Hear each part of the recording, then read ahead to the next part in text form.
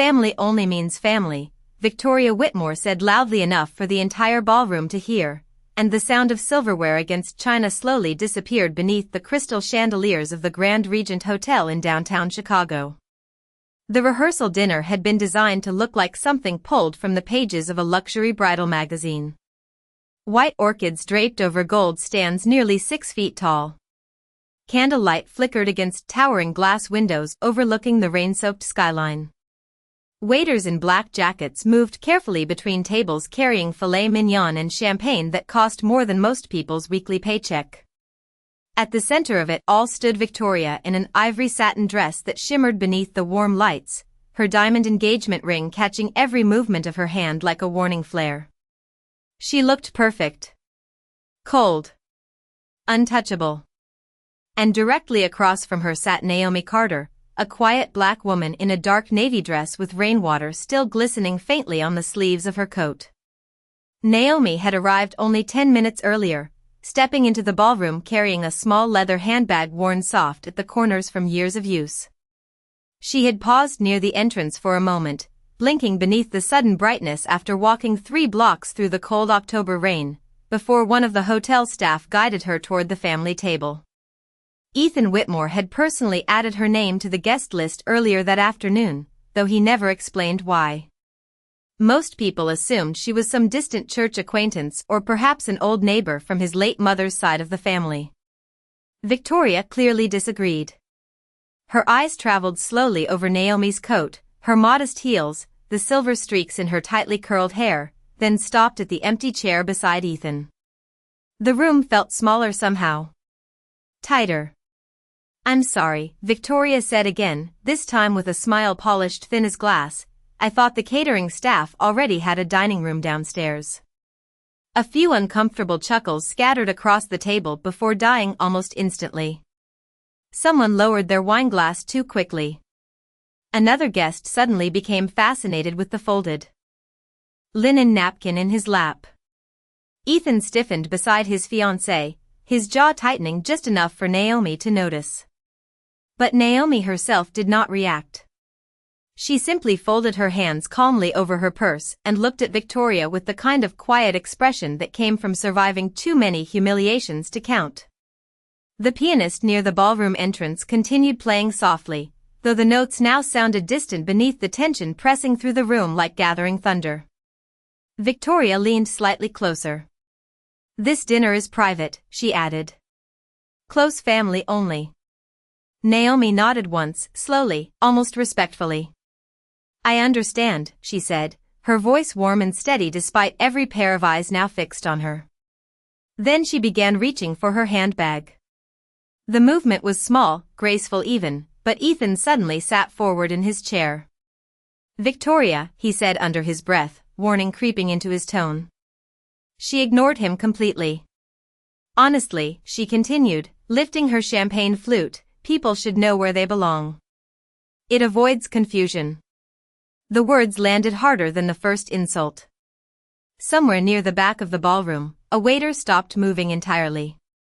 Naomi lowered her gaze briefly toward the white tablecloth, where candlelight flickered softly against the gold trim of untouched dinner plates. For a second, the entire room seemed suspended inside silence. Then Naomi looked back up, her dark eyes calm, almost impossibly calm, and said the 7 words that would quietly unravel the entire night. "Your mother used to say something different, Ethan." The words settled over the ballroom heavier than the rain tapping softly against the towering windows.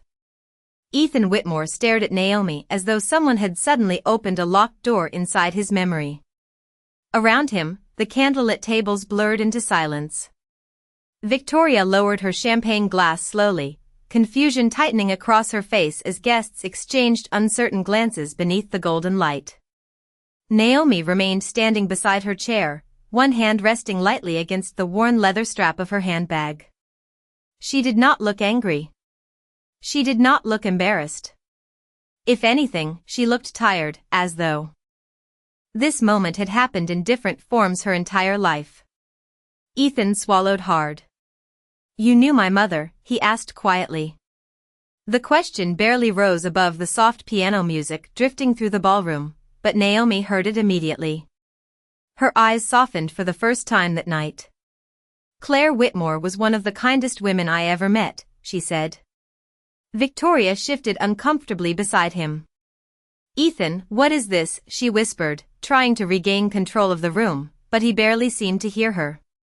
Naomi reached carefully into her handbag and removed a folded cream-colored envelope, its edges slightly worn with age. The ballroom lights reflected faintly against her silver bracelet as she held it out toward Ethan. "Your mother asked me to give you this when the time felt right," she said. Ethan hesitated before taking it. The moment his fingers touched the envelope, something changed in his expression. Guests leaned subtly closer without realizing it. Even the waiters near the back wall had stopped moving entirely. Victoria forced a small laugh. "Okay, this is getting strange." But nobody joined her this time. Ethan slowly unfolded the letter inside. The paper crackled softly in the silence. His mother's handwriting covered the page in faded blue ink, delicate and unmistakable. Naomi watched him quietly while the memories pressed against her chest like old scars reopening. 12 years earlier, Claire Whitmore had sat beside a hospital window wearing a pale blue sweater and a knit cap over thinning blonde hair, watching snow fall over Chicago while machines hummed softly around her bed. Naomi had been the night nurse assigned to oncology that winter. Most families barely noticed the nurses moving through those quiet hallways after midnight, but Claire always did. She remembered names, asked questions, smiled even on difficult days. Naomi still remembered the smell of peppermint tea drifting through the room while Claire talked endlessly about her teenage son and the future she was terrified she might not live to see. Back then, Naomi had been working double shifts while raising her younger brother after their mother passed away. She understood fear. She understood exhaustion. And somehow, in the long silent hours between medications and test results, the two women had become friends. Real friends. The kind built in places where people stopped pretending. Ethan's breathing grew uneven as his eyes moved across the page. Victoria leaned toward him. "What does it say?" she asked, but he did not answer immediately. Naomi looked down briefly at the white roses arranged across the center of the table.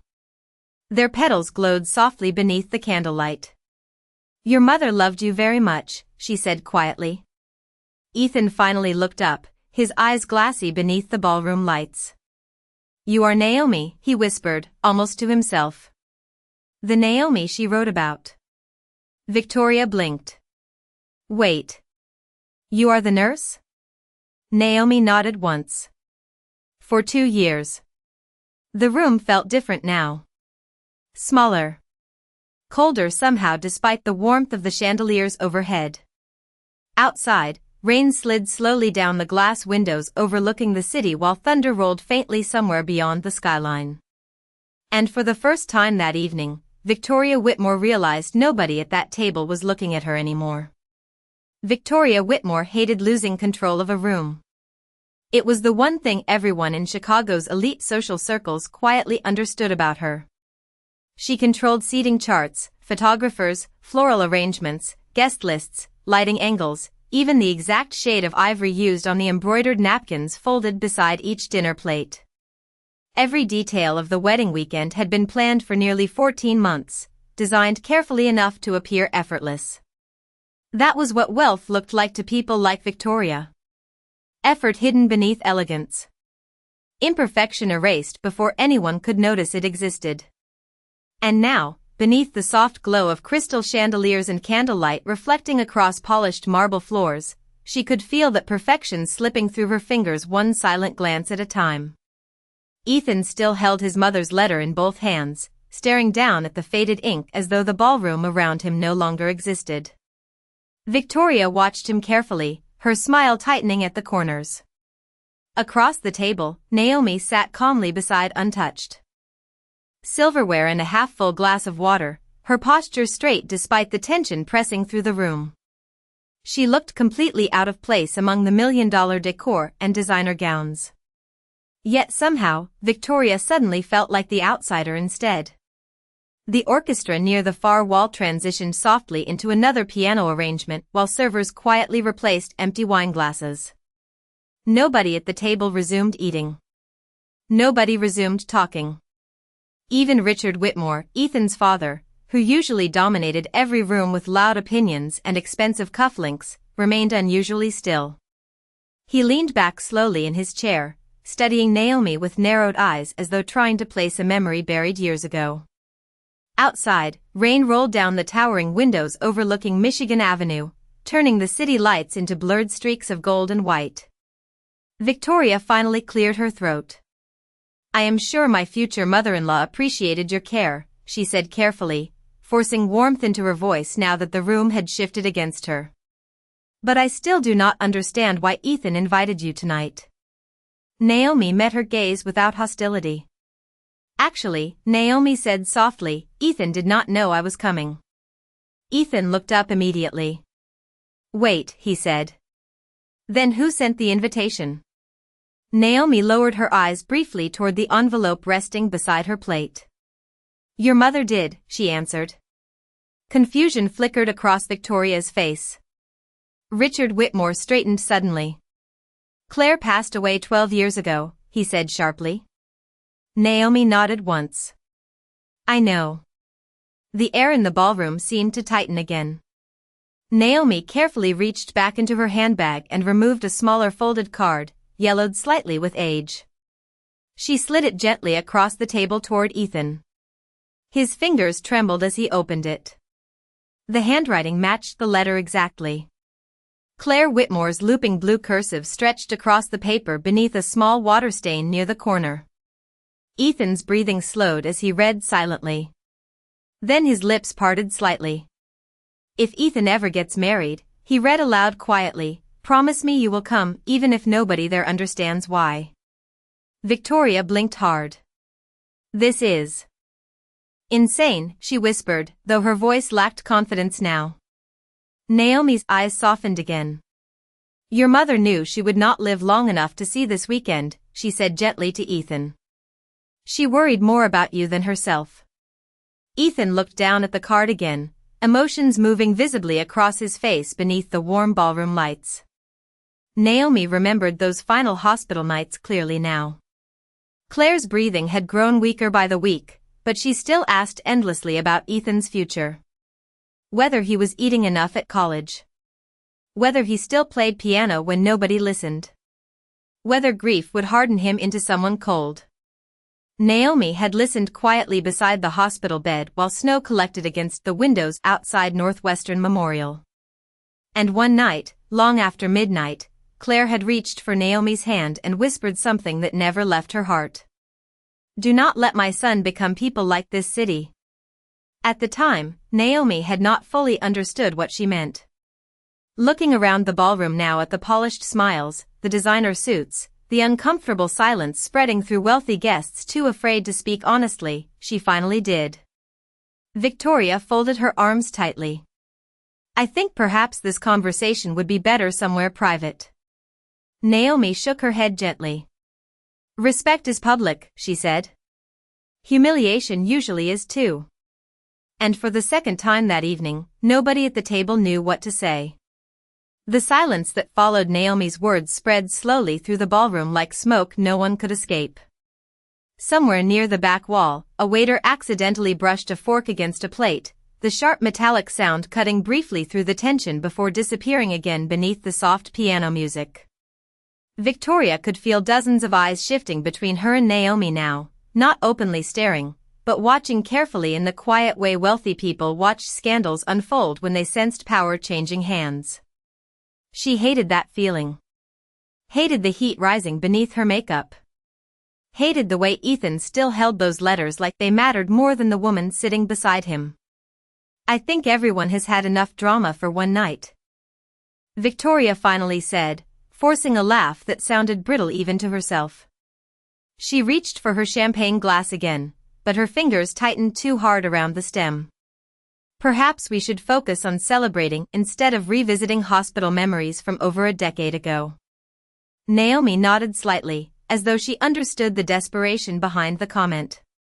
Of course, she said softly. I did not come here to embarrass anyone. The statement should have eased the tension. Somehow it made it worse. Ethan slowly folded his mother's letter and placed it carefully beside his plate. Then why did you come? He asked quietly. Naomi looked at him for several seconds before answering. Her dark eyes reflected the candlelight flickering across the long table between them. Because your mother asked me to make sure you received something important before your wedding day, she said. Richard Whitmore frowned immediately. What exactly are you talking about? Naomi did not answer right away. Instead, she reached down beside her chair and lifted a slim black folder no one had noticed earlier resting near her feet. The leather edges were worn smooth with age. Victoria's stomach tightened instinctively. Something about the careful way Naomi held it made the room feel colder. Around the ballroom, conversations at nearby tables had nearly stopped completely now. Guests pretended to sip wine while listening. Even the pianist seemed to play softer. Naomi slid the folder gently across the table toward Ethan. Your mother wanted you to have this after you found someone you planned to spend your life with, she said. Ethan opened the folder slowly. At first his expression showed only confusion. Then surprise. Then something closer to disbelief. Victoria leaned toward him sharply. What is it? Ethan did not answer immediately. His eyes scanned page after page while the color slowly drained from his face beneath the chandelier light. Naomi sat quietly, hands folded in her lap now, allowing the silence to do what explanations could not. Finally Ethan looked up. These are tuition records, he said softly. Medical payments. Housing transfers. Richard reached across the table impatiently and grabbed one of the papers. His forehead tightened almost instantly. What the hell is this? He muttered. Naomi's voice remained calm. After Claire became too sick to work, your family's accounts were nearly frozen during the legal dispute over Whitmore Holdings. Most people did not know that. Richard's expression darkened. That information was private. Illness usually is, Naomi replied gently. Victoria stared between them, confusion giving way to unease. Ethan turned another page slowly. Every document carried the same signature at the bottom. Naomi Carter Foundation. Month after month. Year after year. College tuition payments to Northwestern University. Apartment rent near campus. Emergency medical insurance coverage after Ethan's car accident during his sophomore year. Even the deposit for the ballroom surrounding them tonight. Victoria blinked hard as realization began creeping across her face. No, she whispered under her breath. Ethan looked at Naomi again, his voice barely audible now. You paid for all this? Naomi hesitated before answering. Not alone, she said softly. Your mother saved every dollar she could before she passed. She asked me to protect it until the right moments came. Richard lowered the paperwork slowly onto the table as though the pages themselves had suddenly become heavy. Across the ballroom, rain continued sliding down the massive windows while thunder rolled faintly over the city skyline. Victoria's perfect wedding suddenly felt different now. Not glamorous. Not powerful. Just fragile. Like glass moments before it cracks. For several long seconds, nobody in the ballroom moved. The only sound came from the rain against the windows and the soft hiss of candles burning low across the tables. Ethan sat frozen beneath the chandelier light, the black folder still open before him like evidence from a life he never truly understood. Victoria stared at the financial records spread across the white linen tablecloth, her breathing shallow now, one manicured hand still wrapped around the stem of her untouched champagne glass. The diamond on her finger flashed each time her hand trembled. Around them, guests exchanged uncertain looks while pretending not to stare directly at the collapse unfolding in front of them. Naomi remained calm in the middle of it all. That calmness unsettled Victoria more than anger would have. "This cannot be real," Victoria finally said, her voice tight with disbelief. "Nobody just secretly pays for someone else's entire life." Naomi turned toward her gently. "Your fiancé's mother was dying," she answered softly. "Some things matter more than money when that happens." Victoria let out a quiet laugh, but there was no humor in it now. "So what exactly is this supposed to be?" she asked. "A guilt trip?" Ethan looked up sharply. "Victoria." "No," she snapped, turning toward him for the first time that evening with visible frustration breaking through her polished composure. "You do not find this strange? She walks in here uninvited carrying paperwork from 12 years ago and suddenly everybody acts like she owns the room."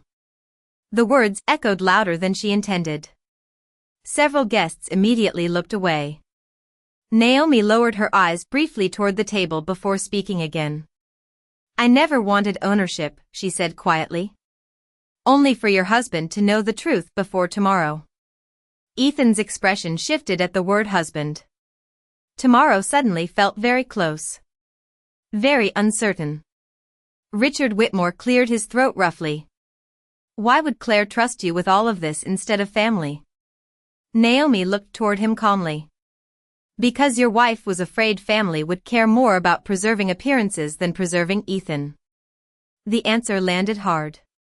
Richard's jaw tightened immediately, but he said nothing. Somewhere near the ballroom entrance, one of the waiters quietly extinguished a row of candles that had burned too low. Smoke curled briefly into the warm air before disappearing. Victoria stood suddenly from her chair. The sharp scrape of wood against marble cut through the room. "This is unbelievable," she said, smoothing her satin dress with tense movements. "You come into my wedding dinner dressed like hotel staff, embarrass me in front of 200 guests, and somehow I am supposed to thank you?" Naomi slowly looked up at her. The sadness in her eyes somehow felt worse than judgment. "No," she said softly. "I did not come for gratitude." Ethan rose carefully from his chair beside Victoria. "Then why now?" he asked. Naomi's gaze drifted toward the rain outside the windows for a moment before returning to him. "Because your mother asked me to wait until you were about to build a family of your own," she answered. "She wanted to know whether the people around you valued kindness before status." The room fell silent again. Victoria folded her arms tightly across her chest, defensive now, cornered by truths she could not control. "So this is a test," she said coldly. "That is not my place," Naomi replied. "But your words tonight answered many things on their own." Ethan closed his eyes briefly. The memory of Victoria saying family only replayed painfully in his mind now beside every page inside that black folder. Tuition. Rent. Hospital bills. The ballroom itself. Everything surrounding him suddenly felt touched by Naomi's quiet sacrifice. Victoria noticed the look on his face immediately, and fear flickered across her expression for the first time all evening. Not fear of Naomi. Fear of losing the room completely. Fear that Ethan was beginning to see her differently beneath all the gold light and expensive flowers. Outside, thunder rolled low across the Chicago skyline while rain continued sliding slowly down the glass like tears the city itself refused to hide. The ballroom no longer sounded like a celebration. The soft piano still drifted through the room, but now it echoed against silence instead of laughter. Candle flames flickered low inside crystal holders, their reflections trembling across polished wine glasses and untouched plates of expensive food slowly growing cold beneath the chandeliers. Naomi sat quietly while the storm outside deepened over Chicago, rain tracing silver lines down the towering windows overlooking the city skyline. Across from her, Victoria remained standing beside her chair, arms folded tightly as though holding herself together by force alone. Ethan had not sat back down. He stood motionless near the table, one hand resting against the black folder that had quietly dismantled everything he believed he understood about his own life.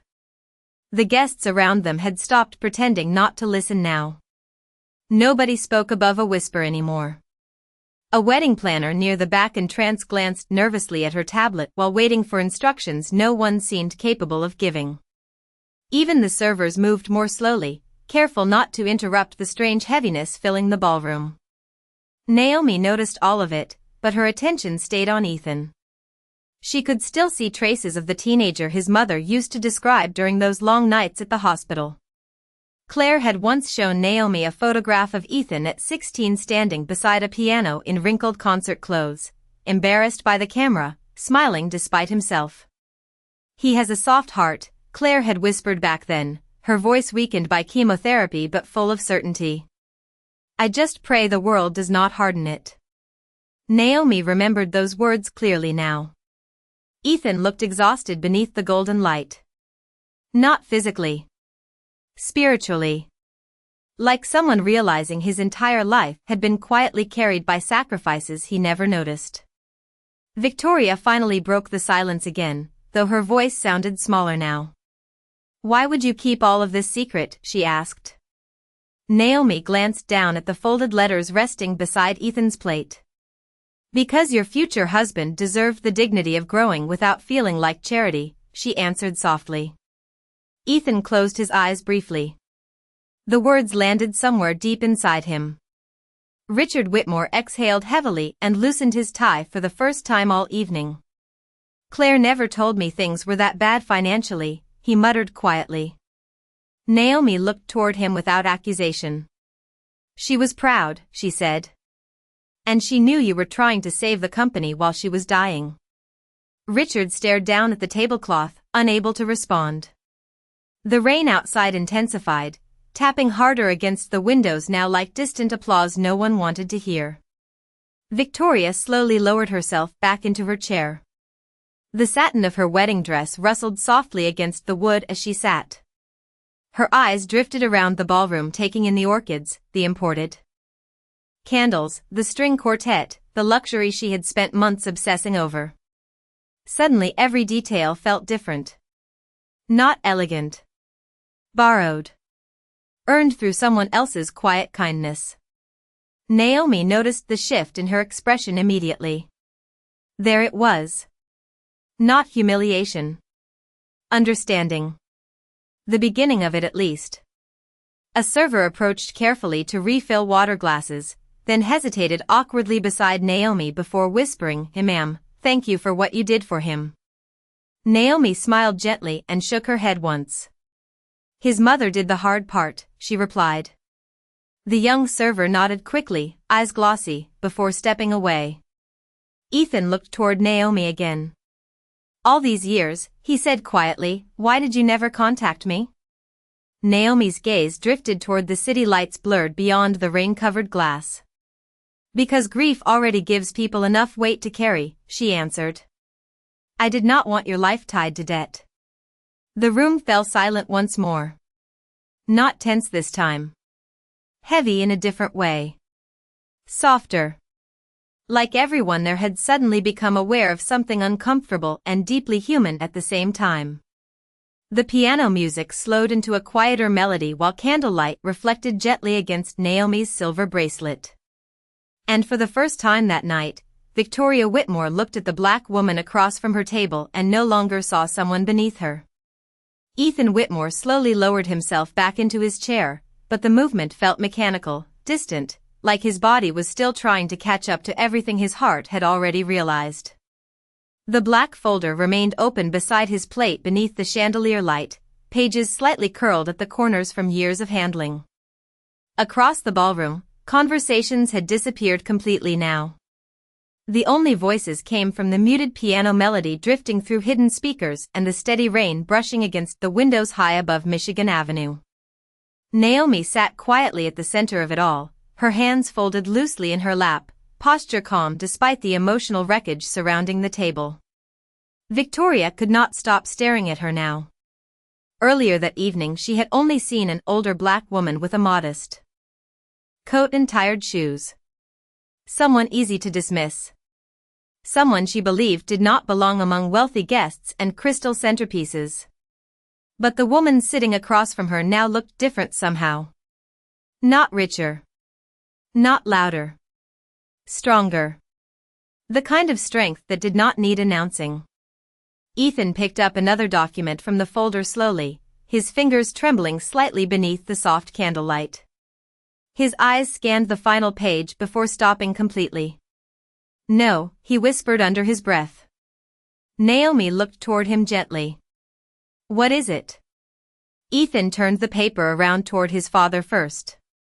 Richard leaned closer, confusion tightening across his face almost immediately. Then his expression changed entirely. The ballroom suddenly felt even quieter. This cannot be right, Richard muttered.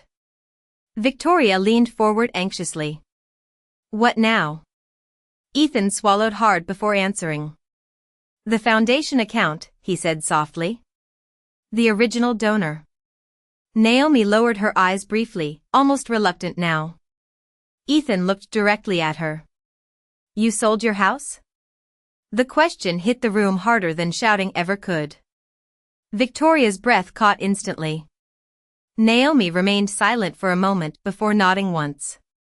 After your mother passed, she answered quietly. The hospital bills became worse than expected. Your tuition deadline was 2 weeks away. Ethan stared at her as though the floor beneath him had disappeared. Naomi's small brick home on the south side of Chicago suddenly appeared in his mind even though he had never seen it before. He imagined family photographs packed into boxes. Furniture sold. Memories abandoned quietly so a grieving teenage boy could stay enrolled at Northwestern without ever knowing why.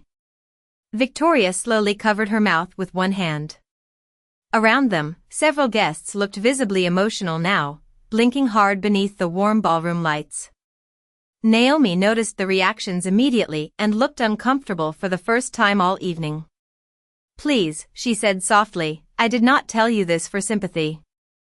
Ethan's voice cracked slightly. Then why would you do it?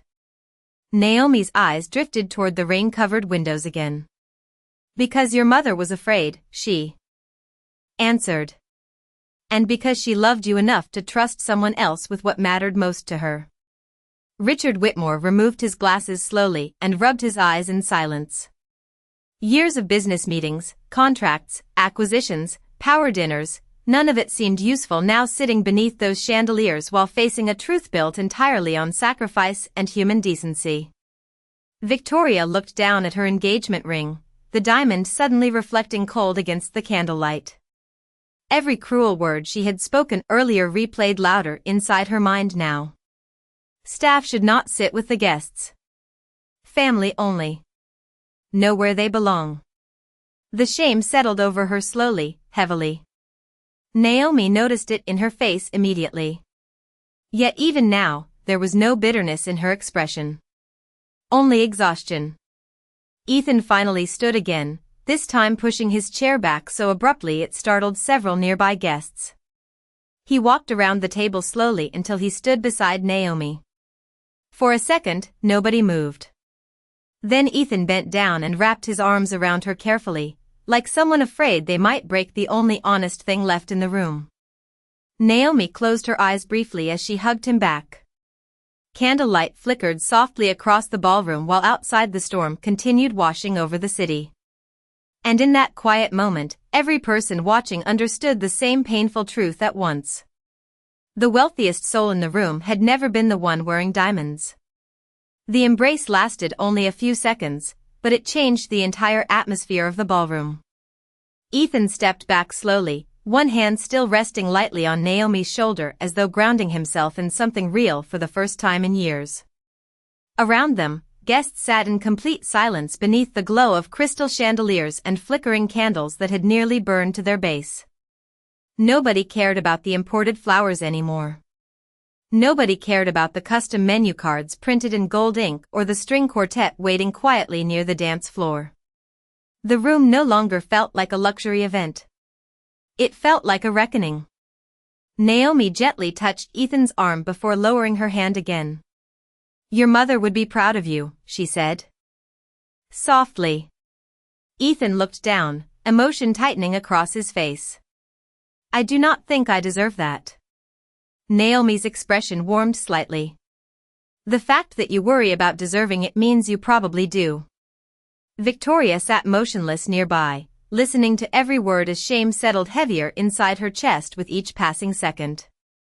Earlier that evening she had been worried about centerpieces and photographs and whether certain guests looked wealthy enough to sit near the front of the ballroom. Now she could barely look at Naomi without hearing her own voice repeating back at her. Family only. Know where they belong. The words sounded uglier every time they replayed in her mind.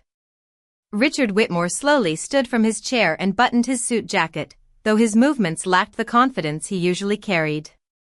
Naomi, he said carefully, I owe you more gratitude than I can properly express tonight. Naomi shook her head immediately. You do not owe me anything, she answered gently. Claire already thanked me before she passed. Richard lowered his eyes briefly, and for the first time all evening the powerful businessman looked less like a corporate executive and more like a widower remembering a woman he failed to fully understand while she was alive. Near the back of the ballroom, several guests quietly wiped at their eyes. One older woman reached for her husband's hand beneath the tablecloth. Even the servers stood still now, caught in the emotional gravity pulling through the room. Victoria finally pushed her chair back slowly and stood. The satin fabric of her dress shimmered softly beneath the candlelight as she turned toward Naomi. For a moment she looked as though she wanted to speak but could not find words strong enough to survive the silence waiting around them. Naomi remained calm, giving her space without rescuing her from the discomfort. Victoria swallowed hard. I was cruel to you, she admitted quietly. Her voice lacked the polished confidence everyone expected from her. It sounded raw now. Honest. And I judged you before I knew anything about you. Naomi said nothing. Victoria took a slow breath, her eyes beginning to glisten beneath the ballroom. Lights. I thought wealth looked like this, she whispered, gesturing faintly toward the flowers, the chandeliers, the expensive room surrounding them. But I do not think I understood what real generosity looks like until tonight. The rain outside softened slightly, turning from heavy storms into a gentle rhythm against the windows overlooking the city. Naomi looked at Victoria for several long seconds before finally speaking. The world teaches people to notice status first, she said softly. Especially in rooms like this. Victoria lowered her gaze. Naomi's voice remained steady, never harsh. But kindness usually arrives dressed much simpler. The sentence landed gently, yet somehow cut deeper than humiliation ever could. Victoria blinked quickly as tears slipped free despite her effort to stop them. She stepped closer to Naomi now, no longer concerned about appearances or the hundreds of guests watching quietly around them. I am sorry, she whispered. Not because you paid for this wedding. Because I made you feel unwelcome before I knew your heart. Naomi studied her face carefully, as though deciding whether the apology belonged to embarrassment or genuine change. Then, slowly, she reached forward and took Victoria's trembling hand between both of hers. Warm. Steady. Human. Your next choice matters more than your worst one, Naomi said softly. That is something your mother-in-law understood very well. And beneath the fading candlelight of the ballroom, Victoria Whitmore finally began to cry without caring who saw. The ballroom slowly began to breathe again after that. Not loudly. Not suddenly. Just small sounds returning one by one beneath the fading storm outside the windows. A fork lightly touching china. The distant hum of the city below Michigan Avenue. The soft rustle of satin dresses as guests shifted quietly in their seats. Candle flames flickered low across the long tables, casting warm gold reflections against crystal glasses and silver plates that no longer looked extravagant beneath the weight of everything the room had witnessed. Naomi gently released Victoria's trembling hands and reached for her coat draped carefully over the back of her chair. The movement was simple, almost ordinary, yet Ethan felt panic tighten unexpectedly in his chest when he realized she was preparing to leave. You do not have to go yet, he said quickly. Naomi smiled softly as she slipped one arm into the coat sleeve. "This was never my evening," she answered. "It belongs to the two of you now." Victoria wiped carefully beneath her eyes, no longer worried about her makeup or whether anyone saw the tears she could not fully stop. "Please stay," she whispered. Naomi looked toward her kindly. "Your wedding begins tomorrow," she said. Tonight was only about truth. Ethan stepped around the table again, this time stopping beside Naomi as she buttoned the dark navy coat against the lingering October cold. Up close, he noticed how worn the fabric edges were near the cuffs. Small details he would never have seen before tonight. Small details that suddenly mattered. "I spent years thinking I survived everything because I was strong," he said quietly. "But it was you." Naomi shook her head immediately. "No," she replied gently. "Your mother carried you farther than anyone ever could. I only helped keep a promise." The orchestra near the dance floor had stopped playing completely now. Even the staff seemed reluctant to interrupt the fragile piece settling through the ballroom. Richard Whitmore walked slowly toward Naomi, his polished shoes echoing softly against the marble floor. For a moment he simply stood there, looking at the woman who had quietly preserved his son's future while he buried himself in work and grief all those years ago. Then, without speeches or performance, Richard removed the silk pocket square from his suit jacket and carefully folded it once in his hands. "Claire would have wanted me to say this sooner," he said quietly. "Thank you for loving our son when the rest of us were too lost to notice what he needed." Naomi's expression softened with sadness and warmth at the same time. "Grief blinds good people sometimes," she answered gently. "Your wife knew that too." Richard nodded slowly, unable to speak for several seconds afterward. Outside, the rain finally began easing into a fine mist over the city. Skyline. The storm that had shadowed the entire evening was quietly moving on. Naomi glanced once more around the ballroom. At the flowers. The candles. The guests who now watched her with respect instead of judgment. None of it seemed to impress her much. Her eyes finally settled on a framed photograph displayed near the entrance table beside the wedding guest book. Ethan and Victoria smiling together during summer sunlight along Lake Michigan. Young. Hopeful. Naomi smiled softly at the image. "Your mother used to say something," she said quietly while slipping her handbag onto her shoulder. Ethan looked at her immediately. "What was it?" Naomi's eyes reflected the warm chandelier light one last time. "She said love becomes dangerous the moment pride matters more than people." The words lingered gently over the room. No one rushed to answer them. Naomi turned then and began walking slowly across the ballroom floor toward the exit. Her heels made soft measured sounds against the marble while candlelight followed her reflection across the polished surfaces around the room. Ethan instinctively took a step forward as though he wanted to stop her, but Victoria gently touched his arm. He looked at her, surprised. Tears still shimmered in her eyes, but something inside her had changed now.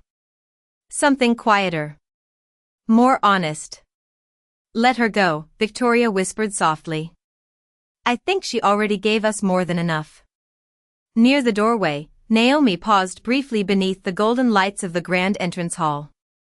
She glanced back one final time toward the ballroom filled with wealthy guests, crystal glasses, expensive flowers, and people suddenly aware of how little those things truly meant without kindness beside them. Then she smiled gently and disappeared into the soft Chicago rain while behind her the ballroom remained completely silent, as though nobody there wanted to be the first person to break the sound of justice finally settling into place.